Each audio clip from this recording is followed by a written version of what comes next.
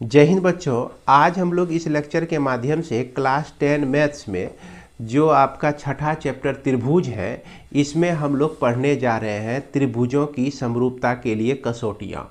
और इसके पहले आप जो कुछ भी देख रहे हैं, जैसे कि यह एक्सरसाइज 6.2 है, इसके पहले आपका थेल्स प्रमेय है और इसके पहले एक एक्सरसाइज और भी है। तो ये सारे एक्सरसाइज को बता दिया गया है। इसके लेक्चर ऑलरेडी इस चैनल पर अवेलेबल है, आप चाहे तो उसे देख सकते हैं। तो आज जो हमारा टॉपिक है त्रिभुजों की समरूपता के लिए कसौटियाँ, तो आज इसमें हम लोग सिर्फ पढ़ेंगे यह प्रमेय 6.3 और इसके बाद प्रमेय 6.4, यानी कि इस लेक्चर में आप लोगों को मिलने वाला है प्रमेय 6.3 और प्रमेय 6.4 को किस तरह से प्रूव करेंगे, इसकी जानकारी आपको हो जाएगी अगर इस वीडियो को आप शुरू से अंत तक देखते हैं। तो आइए हम लोग शुरू करते हैं। तो यहाँ पर सबसे पहला टॉपिक है त्रिभुजों की समरूपता की कसौटियों में। तो सबसे हम लोग ये पहले समझें कि समरूप त्रिभुज किसको कहते हैं। समरूप त्रिभुज किसको कहते हैं? तो देखिए, समरूप त्रिभुज के लिए क्या होता है कि दो त्रिभुज है आपका, और दोनों त्रिभुज समरूप तभी होगा जब इसके संगत कोण बराबर होंगे। पहला कंडीशन क्या होता है? इसके संगत कोण बराबर होंगे। जैसे कोण ए जो है कोण P के बराबर हो, कोण B जो है कोण Q के बराबर हो, कोण C जो है कोण R के बराबर हो। उसके बाद दूसरा कंडीशन क्या होता है कि इसकी संगत भुजाएं समान अनुपात में हो। कहने का मतलब कि AB बटा PQ बराबर ABC बटा QR बराबर और AC बटा आपका PR ये हो। यानी कि इसको लाइन में लिखिए, तो संगत कोण बराबर हो, संगत कोण क्या हो? बराबर हो, है ना। और दूसरा कंडीशन क्या हो सकता है, होता है समरूप होने के लिए? समरूप होने के लिए संगत भुजाओं का संगत भुजाएं जो है समान अनुपात में हो। क्या हो? समान अनुपात में हो, अनुपात में हो।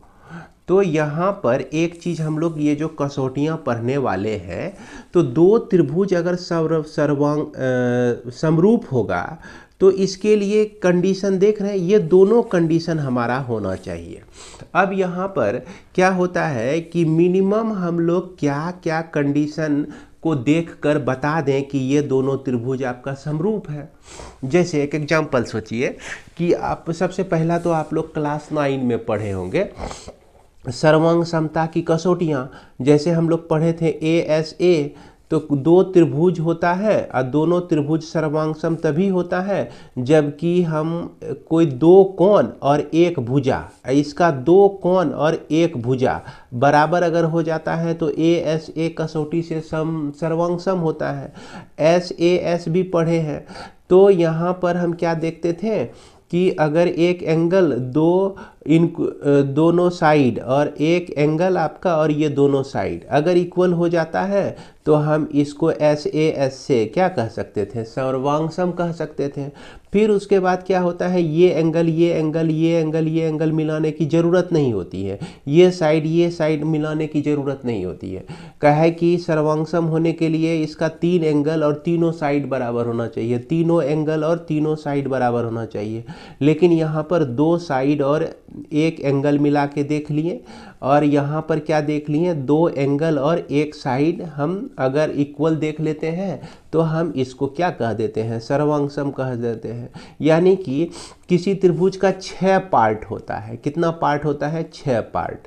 तीन गो कोण हो गया, 3 गो एंगल हो गया और 3 गो इसका भुजा हो गया। तो 6 पार्ट में क्या हो गया? 3 पार्ट ही हम लोग देखकर ये डिसाइड कर लेते थे कि यह आपका क्या है? सर्वांग सम है। और उसके बाद ठीक उसी तरह से यहाँ पर ये सारा चीज़ देखने की ज़रूरत नहीं है। मिनिमम हम लोग क्या देखकर बता सकते हैं कि यह त्रिभुज जो है सर्वांग सम है?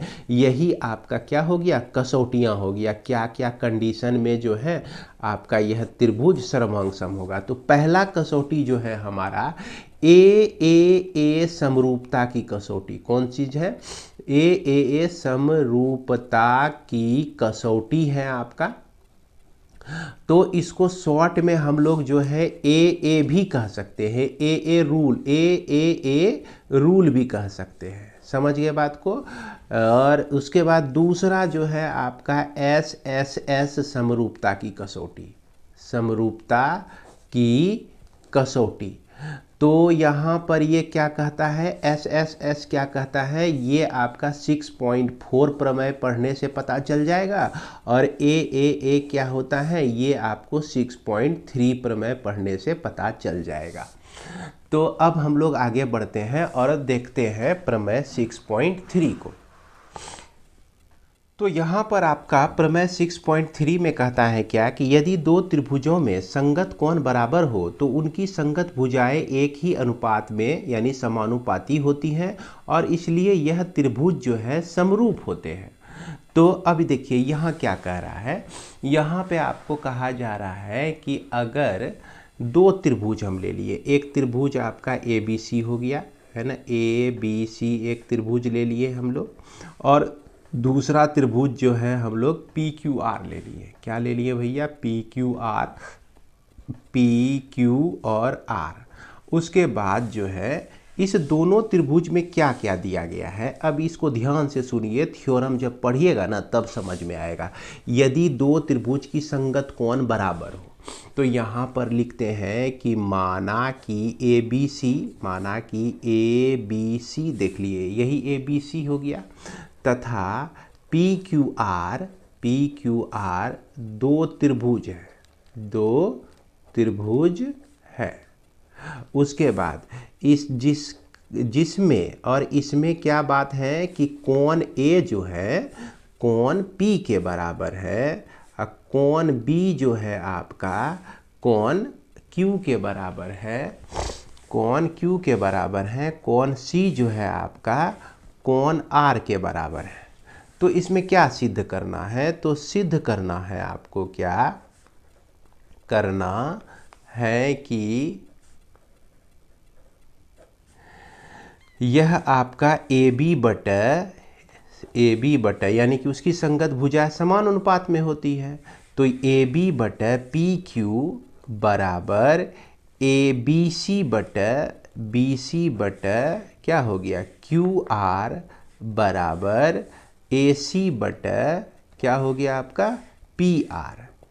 अब देखिए ये चीज़ तो ऑलरेडी पहले से दिया हुआ है और ये चीज़ हम सिद्ध करके दिखा देंगे, तो ये क्या हो जाएगा, यही चीज़ पे आ जाएगा। ये चीज़ पहले से दिया गया है और यह चीज़ हम लोग सिद्ध करके दिखा देंगे, तो इसका मतलब क्या हो जाएगा, त्रिभुज आपका समरूप हो जाएगा। तो हम यहाँ पर क्या कह सकते हैं, तो त्रिभुज ABC जो है आपका समरूप हो जाएगा त्रिभुज PQR के समरूप हो जाएगा।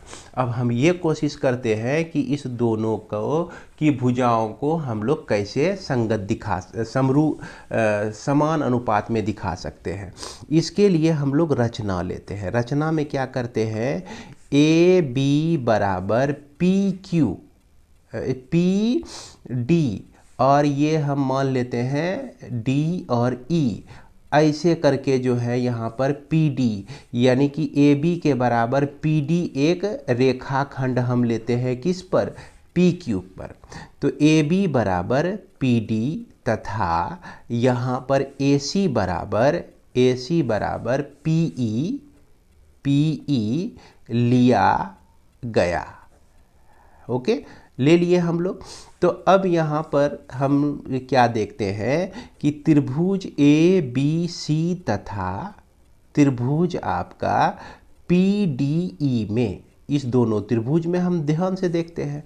देखिए कोण A तो कोण P के बराबर है ही, कोण A जो है कोण P के बराबर है। देखिए यहाँ पर क्या है, दिया हुआ है आपका, तो इसको क्या लिखेंगे, दिया गया है भैया, यह तो आपका दिया गया है। उसके बाद हम देखते हैं कि यह AB जो है आपका AB जो है PD के बराबर है, किसके बराबर है, PD के बराबर में है। तो यहाँ पर हमने क्या किया, रचना में लिया है इसको, रचना में ऐसा किया है हमने, रचना से लिख देंगे। और यहाँ AC जो है किसके बराबर है, PE के बराबर है। देख रहे हैं, यह भी रचना से है आपका, तो अब देखिए इस त्रिभुज की दो भुजाएं और इसके अंतर्गत कोण, इस त्रिभुज की भी दो भुजाएं और इसके अंतर्गत कोण बराबर है। तो इसका मतलब क्या हो गया, त्रिभुज ए बी सी जो है क्या हो जाएगा, सर्वांगसम हो जाएगा। त्रिभुज पी डी ई के सर्वांगसम हो जाएगा। किस रूल से, बाय एस ए एस सर्वांग समता से, सर्वांग समता से, है ना। तो यहाँ पे हम इसको नोट कर लिए। अब इसके बाद आगे बढ़ते हैं, हम लोग आगे बढ़ते हैं और यहाँ देखिए एंगल बी को जो है एंगल डी के बराबर लिख सकते हैं, एंगल डी के बराबर लिख सकते हैं। तथा एंगल सी को जो है हम लोग एंगल ई के बराबर लिख सकते हैं। किससे, by C P C T से हम लोग लिख सकते हैं। सर्वांग समता में इस तरह से आप पढ़े होंगे सी पी सी टी। तो अब देखिए कि लेकिन यहाँ हम क्या देख रहे हैं कि B जो है यह एंगल Q के बराबर है। देख लीजिए B जो है यहाँ एंगल Q के बराबर है और C जो है एंगल R के बराबर है। तो एंगल C जो है एंगल R के बराबर है। अब इस दोनों से क्या अर्थ निकलता है, इस दोनों से अर्थ निकलता है कि एंगल D जो है एंगल Q के बराबर होगा, है ना। एंगल D जो है एंगल Q के बराबर होगा चूंकि दोनों B के बराबर है। और यहाँ पर एंगल E जो है एंगल R के बराबर होगा। अब देखिए ये जो एंगल है आपका, ये जो एंगल है ये आपका संगत कोणों के युग्म है। कैसे कोणों का युग्म है, संगत कोणों के युग्म है। अब क्लास 9 में आप पढ़े होंगे संगत कोण अभिगृहित। अगर एक दो रेखा हो और उसको कोई तिर्यक रेखा काटती है तो संगत कोणों के युग्म अगर बराबर हो जाए तो ये दोनों रेखा कैसी होती है, समांतर होती है। तो यहाँ पर हम क्या लिखेंगे कि संगत कोण के युग्म है, इसीलिए यह डी ई जो है समांतर हो जाएगा किसका, क्यू आर के समांतर हो जाएगा। किस प्रमेय से, संगत कोण अभिगृहित से, संगत कोण अभिगृहित के अभिगृहित से। तो इसको मैं बड़ी डिटेल में लिख रहा हूँ, आप लोग इसको बढ़िया से समझिएगा। अब देखिए कि किसी त्रिभुज में पी क्यू आर एक त्रिभुज है और इसी त्रिभुज में डी ई जो है पैरेलल है आपका क्यू आर का, यानी कि डी ई जो है पैरेलल है आपका क्यू आर का। तो अगर किसी त्रिभुज में किसी भुजा के समांतर अन्य दो भुजाओं को काटने के लिए एक रेखा खींची जाए तो अन्य दो भुजाओं को वह समान अनुपात में विभक्त करती है। यह हम लोग पिछले कक्षा में, पिछले लेक्चर में पढ़े हुए हैं, यानी कि थेल्स थ्योरम पढ़े हुए हैं। तो यहाँ पर हम लोग थेल्स प्रमेय लगा देंगे। थेल्स प्रमेय से क्या हो जाएगा, यह पी डी बटे आपका पी क्यू बराबर, पी डी बटे पी क्यू बराबर पी ई बटे पी आर, पी ई बटे पी आर हो जाएगा। अब देखिए पी डी को हम लोग कितना माने हुए हैं, पी डी को हम लोग लिए हुए, ए बी को ही हमने पी डी लिया हुआ है। तो यहाँ पी डी के बदले में हम क्या लिख सकते हैं, ए बी अब बटे पी क्यू, और उसके बाद पीई को हम क्या माने हुए हैं, किसको लिए हुए हैं, एसी को लिए हुए हैं। तो यहाँ पर पीई के बदले में एसी लिखेंगे बटे पी आर हो जाएगा। ये समीकरण 1 हो जाएगा। तो अब यहाँ ध्यान दीजिएगा, यह ए बी बटे पी क्यू, ये ए बी बटे पी क्यू आपको मिल गया, और ए सी बटे पी आर, यह ए सी बटे पी आर मिल गया। ठीक इसी तरह से आप प्रूव कर सकते हैं। इसी प्रकार जो है, इसी प्रकार यह ए बी बटे पी क्यू जो है, ए बी बटे पी क्यू जो है बी सी बटे क्यू आर भी प्रमाणित किया जा सकता है, बी सी बटे क्यू आर प्रमाणित किया जा सकता है। तथा ए सी बटे पी आर को, यह ए सी बटे पी आर देख रहे हैं ना, इधर ए सी बटे पी आर को बी सी बटे क्यू आर हम प्रमाणित कर सकते हैं, बी सी बटे क्यू आर प्रमाणित कर सकते हैं, है ना। ये सब प्रमाण करके नहीं दिखाना है, इसको इसी तरह से लिख देना है। इसी प्रकार देखिए, इसको प्रूव करने के लिए जो है ना, ये एगो प्रूव करने के लिए ये पूरा यहाँ से यहाँ तक लिखना पड़ेगा, फिर दूसरा भी प्रूव करने के लिए यही प्रोसेस को यहाँ से यहाँ तक लिखना पड़ेगा। तो उतना लिखने की ज़रूरत नहीं है, तो यहाँ पर हम इसी प्रकार कह के लिख देंगे। अब इस तीनों को ऑब्जर्व करके देखिए कि ए बी बटे पी क्यू बराबर है ना बी सी बटे क्यू आर, और यह बी सी बटे क्यू आर, और ये बी सी बटे क्यू आर जो है ए सी बटे पी आर है, तो ए सी बटे क्या है पी आर है।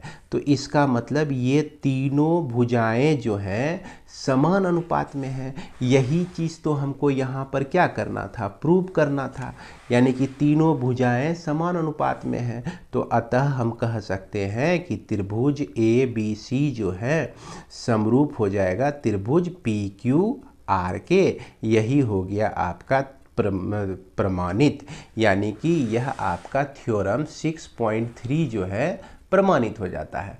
अब यहाँ पर आप एक स्क्रीनशॉट ले लीजिए, इसको लिख लीजिए, अब फिर उसके बाद यहाँ तक आप एक स्क्रीनशॉट ले लीजिए और इसको लिख लीजिए, है ना। तो चलिए अब आगे बढ़ते हैं हम लोग। अब इसके बाद हम लोग देखते हैं प्रमेय 6.4। इसमें क्या कहता है कि यदि दो त्रिभुजों में एक त्रिभुज की भुजाएं दूसरे त्रिभुज की भुजाओं के समानुपाती हो, यानी कि अर्थात एक ही अनुपात में हो, तो इसके संगत कोण बराबर होते हैं और इसलिए दोनों त्रिभुज समरूप होते हैं। अब देखिए यहाँ उल्टा कह दिया, इसी प्रमेय को हम लोग क्या कहते हैं, एस एस एस समरूपता कहते हैं, समरूपता कहते हैं। और इसके पहले जो हम लोग पढ़े हैं प्रमेय 6.3 उसको हम लोग ए समरूपता कहते हैं, समरूपता की कसौटी कहते हैं। अब यहाँ पे क्या कहता है कि यदि दो त्रिभुज में, देखिए एक त्रिभुज हमारा ये हो गया, ये एक त्रिभुज हो गया, और दूसरा त्रिभुज जो है हम लोग ये ले लिए, इस तरह से ये दूसरा त्रिभुज हम लोग ले लिए। अब इस दोनों त्रिभुज में इसका नाम दे देते हैं ए बी सी और इसका नाम देते हैं डी ई और एफ दे देते हैं। तो इस दोनों त्रिभुज की क्या कह रहा है, दोनों त्रिभुज की भुजाएं दूसरे त्रिभुज की भुजाओं के समानुपाती हैं। तो यहाँ पर सबसे पहले अच्छा तरीका यही है, माना कि ए बी सी तथा डी ई एफ जो है कि क्या है, दो त्रिभुज है भैया, क्या वो त्रिभुज है, दो त्रिभुज है।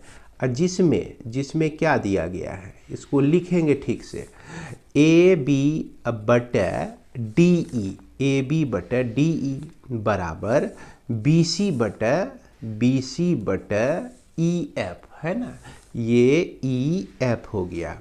और उसके बाद ए सी बटे डी एफ दिया गया है, डी एफ इस तरह से दिया गया है। इसको हम लोग समीकरण 1 मान लेते हैं। तो हमको क्या सिद्ध करना है, तो सिद्ध करना है कि इसका कोण ए जो है कोण डी के बराबर होगा। उसके बाद कोण बी जो है इसका, कोण बी जो है कोण ई के बराबर होगा। और इसके बाद कोण सी जो है यह आपका कोण एफ के बराबर होगा। ये सिद्ध करना है। अगर ये सिद्ध करने में हम लोग कामयाब हो गए तो भैया समरूपता का दोनों कंडीशन मिल गया। इसलिए हम लोग क्या कह सकते हैं कि ए बी सी जो है समरूप हो जाएगा, किसके, डी ई एफ के समरूप हो जाएगा। अब इसके लिए हम लोग रचना लिखते हैं। तो रचना में क्या करते हैं, ए बी बराबर डी पी है ना, और उसके बाद ए सी बराबर डी क्यू लिया गया या लेते हैं। जब इसको ले लेते हैं और इसको क्या कर दिए, मिला दिए। मिलाने के बाद हमको क्या क्या कंडीशन है, देखिए कि ये हमारे पास है ए बी बटे डी ई है हमारे पास, और उसके बाद AC बटा DF भी है हमारे पास। तो इस AB को हम लोग क्या लिख सकते हैं, DP लिख सकते हैं। तो DP हमने लिख दिया, अब बटा DE हो गया ये आपका। उसके बाद AC को हम क्या लिख सकते हैं, DQ लिख सकते हैं, DQ बटा DF हो गया। अब इसको ध्यान से देखिए, ये चला आया इस त्रिभुज में DP बटा DE और DQ बटा DF, है ना। तो ये यानी कि ये एक छोटा त्रिभुज बन रहा है इसी में, एक बड़ा त्रिभुज इसी में बन रहा है, और दोनों भुजा क्या है आपका, समान अनुपात में है। इसका मतलब क्या हो गया, थेल्स थ्योरम का विलोम शामिल है। तो इसका मतलब हो गया थेल्स प्रमेय के विलोम से, थेल्स प्रमेय के विलोम से। तो बच्चों यहाँ पर इसको समझने के लिए जो है थेल्स प्रमेय को बढ़िया से पढ़ लीजिए, तब आपको बहुत जल्दी समझ में आएगा। तो ये क्या हो गया कि PQ जो है समांतर हो जाएगा EF के, किसके समांतर हो जाएगा, EF के समांतर हो जाएगा।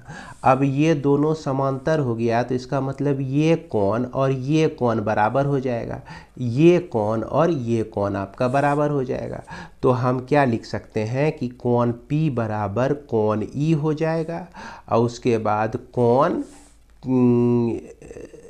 Q बराबर जो है कोण आपका F हो जाएगा। यानी कि ये दोनों कोण आपका बराबर मिल जाता है। अब यहाँ पर सोचिए कि देखिए दो गो त्रिभुज है ना, एगो DPQ है और एगो DEF है। दो गो एंगल अगर बराबर हो जाएगा तो तीसरा एंगल तो निश्चित रूप से बराबर होगा ही।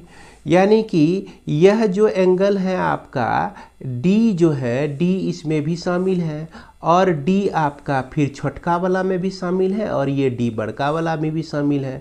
तो ये D तो कॉमन है, तो दोनों एंगल, ये बड़का छोटका त्रिभुज का, ये बड़का त्रिभुज का सब एंगल बराबर हो गया।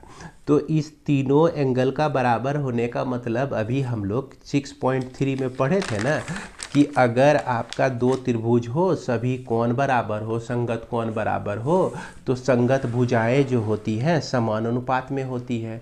ये देखिए यहाँ पर हम लोग प्रूव किए थे।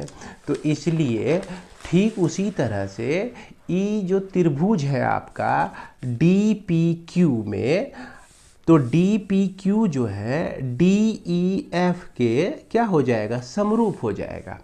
तो इस आधार पर हम लिख सकते हैं यह DP बटा DE लिख सकते हैं, है ना। उसके बाद यह DQ बटा क्या लिख सकते हैं, DF लिख सकते हैं। और उसके बाद यह PQ बटा क्या लिख सकते हैं आप, EF लिख सकते हैं, EF लिख सकते हैं, ठीक ना। अब यहाँ पर सोचिए कि DP जो है हमारा किसके बराबर है, DP जो है हमारा AB के बराबर है। तो इसको लिख दिए AB बटा DE लिख दिए। उसके बाद DQ जो है, देखिए DQ जो है AC के बराबर है, तो इसको AC बटा DF लिख दिए। और यह PQ को तो हम नहीं बता सकते हैं किसके बराबर है, क्योंकि ऐसा हमने लिया नहीं है, ये EF के बराबर है। तो ये समीकरण नंबर 2 ले लेते हैं। अब समीकरण नंबर 1 देखिए आपका क्या कहता है। समीकरण 1 हम यहाँ पर उतार लेते हैं, यही ना है समीकरण 1। तो इसी को हम उतार के यहाँ लाते हैं। AB बटा DE बराबर BC बटा आपका EF बराबर AC बटा आपका क्या हो गया, DF। यही है समीकरण नंबर 1 और 2 को मिला के देखिए। ये 1 को हम यहाँ से देखिए उठा के यहाँ लाए हुए हैं, आपको लाने की ज़रूरत नहीं है। सीधा आप लिखिएगा फ्रॉम फर्स्ट एंड सेकेंड, 1 और 2 से, एंड सेकेंड, फ्रॉम मतलब से। तो 1 और 2 से देखिए AB बटा DE मिल रहा है, इसमें भी AB बटा DE।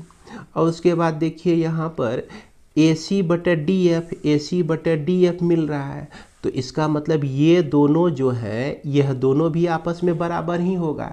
यानी कि इधर से PQ बटा EF और इधर से जो है आपका BC बटा BC बटे EF, ये दोनों भी बराबर होगा। लेकिन यहाँ नीचे में दोनों सेम है तो कट गया, तो इसका मतलब क्या हो गया कि यह PQ जो है BC के बराबर हो गया। यह PQ जो है BC के बराबर हो गया। ये देखिए, यह जो PQ है यह BC के क्या हो गया, बराबर हो गया। तो अब ये इसके बराबर हो गया, इसको हम इसके बराबर माने हुए हैं यहाँ से रचना में, और इसको जो है इसके बराबर माने हुए हैं। यानी कि ये दोनों त्रिभुज की तीनों भुजाएं आपस में क्या हो गई, बराबर हो गई। तो चलिए हम लोग लिखते हैं इस चीज़ को, कि हम लिखेंगे कि त्रिभुज ABC तथा त्रिभुज DPQ में है ना, तो यहाँ AB जो है किसके बराबर हो गया, DP के बराबर। ये तो हमारा रचना से ही आया हुआ है ना। किससे आया हुआ है, रचना से आया हुआ है। उसके बाद यह AC जो है आपका DQ के बराबर हो गया, यह भी हमारा रचना से ही आया हुआ है, यह भी हमारा रचना से ही आया हुआ है। और यह PQ बराबर BC, यानी BC बराबर PQ, तो यह हमने अभी तुरंत प्रूव्ड किया है। यहाँ लिख दीजिए ऊपर से है ना, ऊपर से हम उठा के यहाँ लाए हैं। तो इसलिए हम कह सकते हैं कि त्रिभुज ABC जो है क्या हो गया, सर्वांगसम हो गया त्रिभुज DPQ के सर्वांगसम हो गया। यानी कि कोण A बराबर जो है ना कोण D के, और यह कोण D जो है आपका किसके बराबर है, तो कोण D के ही बराबर है। चलिए, उसके बाद कोण B जो है यह आपका हो गया कोण P के बराबर, और यह कोण P जो है हमारा किसके बराबर है, कोण E के बराबर है। तो यहाँ पर कोण P जो है कोण E के बराबर है, ठीक है। उसके बाद कोण C जो है यह कोण Q के बराबर है, लेकिन Q जो है आपका किसके बराबर है, कोण F के बराबर है।